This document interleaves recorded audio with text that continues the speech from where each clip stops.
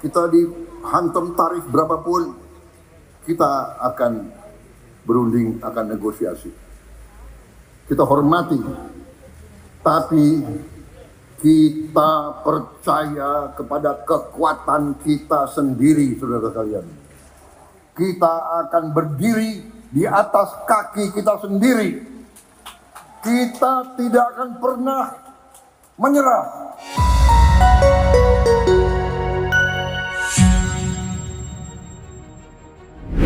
Pada awal April 2025 lalu, Presiden ke-45 dan ke-47 Amerika Serikat, Donald Trump, telah mengumumkan kenaikan tarif di atas 10% terhadap barang-barang yang masuk ke negeri Paman Sam ke banyak negara di seluruh dunia. Hal tersebut pun berdampak kepada Indonesia. Keputusan Trump, juga dikenal sebagai miliarder Amerika yang paling flamboyan ini, mengguncang dunia. Pemerintah Indonesia pun telah mengambil langkah dari kebijakan tersebut. Berikut ini sikap tegas Prabowo lawan tarif pajak Trump.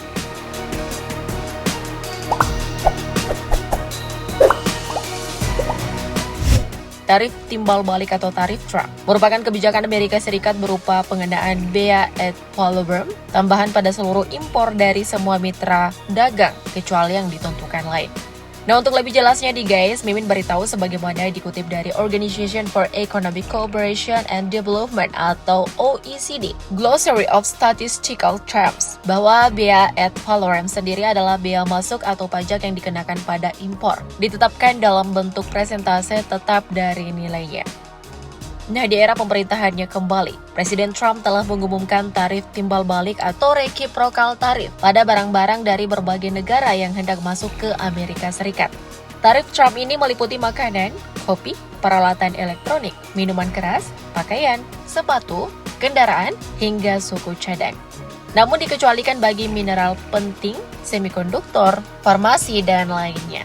Seperti dilansir dari laman White House, penyelesaian tarif impor ini telah berlaku efektif untuk 180 negara di dunia sejak 9 April 2025 lalu. Keputusan Trump jelas mau nunjukin negaranya superpower ya guys. Nah, Trump menyatakan tarif bea masuk ini merupakan tambahan terhadap bea masuk, biaya, pajak, pungutan atau pungutan lain yang berlaku terhadap barang impor, kecuali sebagaimana ditentukan berbeda. Sebenarnya pada mulanya bea ad valorem tambahan pada seluruh impor dari semua mitra dagang adalah sebesar 10%. Namun pada tarif Trump besarannya bertambah dan berbeda-beda per negara mitra pengekspor sesuai ketentuan Amerika Serikat. Indonesia sendiri dikenakan tarif Trump sebesar 32%. Adapun kisaran tarif bea masuk baru ke Amerika Serikat bagi negara Asia Tenggara berkisar 10-49%. Namun menurut Trump, tarif baru ini bisa dikurangi jika negara bersangkutan mengambil langkah signifikan untuk memperbaiki pengaturan perdagangan non-timbal balik dan selaras bersama Amerika Serikat di bidang ekonomi dan keamanan nasional. Sebaliknya, tarif baru bisa dinaikkan dan diperluas cakupan pengenaannya bagi negara yang membalas kebijakan tarif impor ini ke Amerika Serikat. Melihat kondisi tersebut, Gabungan Industri Alat Mobil dan Motor atau GIAM mengusulkan agar pemerintah menerapkan tarif balasan resiprokal Amerika Serikat terhadap produk Indonesia sebagai solusi jangka pendek perdagangan yang lebih adil. GIAM menilai perlu adanya langkah strategis pemerintah dalam menyikapi situasi ini, mengingat ekspor komponen otomotif nasional ke Amerika Serikat saat ini menempati posisi kedua terbesar setelah Jepang. Selain itu, GIAM menyoroti potensi banjir produk komponen otomotif dari China ke pasar Indonesia akibat kebijakan dagang Amerika Serikat terhadap negara tersebut. Sebagai salah satu negara terdampak, Indonesia telah memilih strategi mengembangkan perekonomian nasional. Kantor Komunikasi Kepresidenan atau Presidential Communication Office atau PCO menilai bahwa langkah Presiden Prabowo Subianto dalam memahami hubungan internasional dan perdagangan global menjadi kekuatan dalam menjaga kestabilan ekonomi di Indonesia. Presiden Prabowo Subianto mengungkapkan memilih pendekatan negosiasi dibanding dengan tindakan pembalasan untuk menghadapi kebijakan tarif terbaru Presiden Donald Trump. Dalam menghadapi tarif Trump tersebut, Prabowo mengungkapkan akan menggunakan strategi PAKPOK yang dapat diartikan strategi adil. Di samping itu, melalui Menteri Koordinator Bidang Perekonomian, Airlangga Hartarto menyampaikan negara di Asia Tenggara juga mengedepankan negosiasi dengan Amerika Serikat. Artinya, tak akan ada pengenaan tarif tinggi balasan terhadap produk asal Amerika Serikat. Sebab evaluasi terkait pelarangan dan pembatasan barang ekspor maupun impor Amerika Serikat juga menjadi bagian dari rencana negosiasi. Solusi lain nih guys yang juga dipertimbangkan pemerintah Indonesia adalah meningkatkan impor dan investasi dari Amerika Serikat melalui pembelian minyak dan gas atau migas. Tak berhenti di situ, pemerintah juga menyiapkan insentif fiskal dan non-fiskal melalui berbagai strategi, seperti penurunan bea masuk, PPh impor, atau PPN impor dengan tujuan mendorong impor dari Amerika Serikat, sekaligus mempertahankan daya saing ekspor Indonesia ke negara tersebut. Nah, data dari Kementerian Perdagangan menunjukkan bahwa Indonesia mencatatkan surplus perdagangan dengan Amerika Serikat sebesar 14,34 miliar US dollar atau sekitar 241 triliun rupiah pada tahun 2024 lalu. Di mana surplus terbesar Indonesia berasal dari mesin dan perlengkapan elektrik sebesar 4,18 miliar US dollar atau sebesar 70,37 triliun rupiah. Pakaian dan aksesori pakaian mencapai 2,84 miliar US dollar atau setara dengan 47,81 triliun rupiah. Serta alas kaki sebesar 2,39 miliar US dollar atau senilai 40,2 triliun rupiah. Sementara Amerika Serikat mencatat defisit perdagangan dengan Indonesia sebesar 17,9 miliar US dollar atau sekitar 301 triliun rupiah pada tahun yang sama. Karena itu, Presiden Prabowo Subianto mengajak masyarakat tetap tenang dalam menyikapi kebijakan tarif impor dari Presiden Trump, serta pelemahan nilai tukar rupiah. Ia menegaskan bahwa Indonesia mempunyai kekuatan untuk menghadapi tantangan ekonomi global. Kebijakan Trump yang menaikkan tarif impor terhadap sejumlah negara, termasuk Indonesia, dinilai sang Presiden ke-8 ini sebagai langkah yang wajar dalam rangka melindungi kepentingan nasional masing-masing. Kalau memang permintaan mereka masuk akal dan punya dasar, ya kita hormati. Itu prinsip resiprokal, ujar Presiden Prabowo.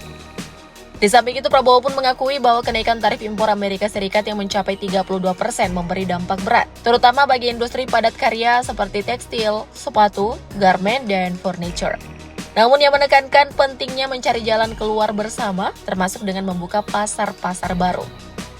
Presiden Prabowo juga menyinggung pentingnya kematangan dalam melihat perubahan situasi global. Sekarang kita harus bangun, harus dewasa, situasi berubah, katanya dalam satu kesempatan. Presiden Prabowo pun mengingatkan bahwa sejak lama dirinya telah mendorong kemandirian nasional.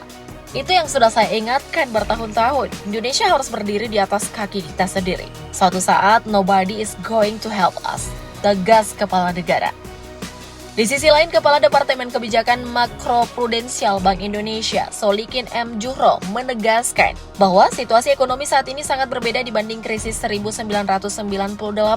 Ekonomi sekarang dinilai lebih resisten terhadap guncangan global.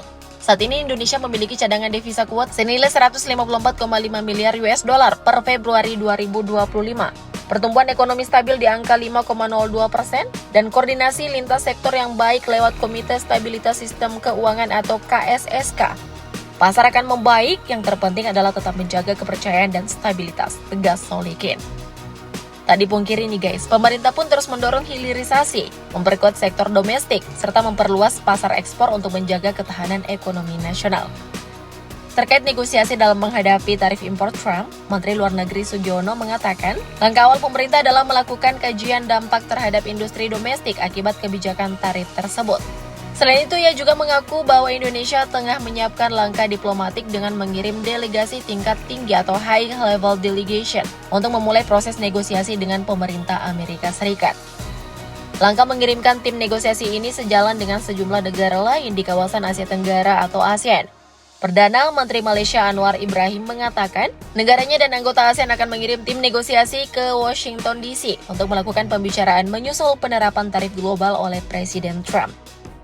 Nah, sejauh ini pemerintah telah menjalin koordinasi antar kementerian dan lembaga, serta dengan United States Trade Representative atau USTR alias Kantor Perwakilan Dagang Amerika Serikat.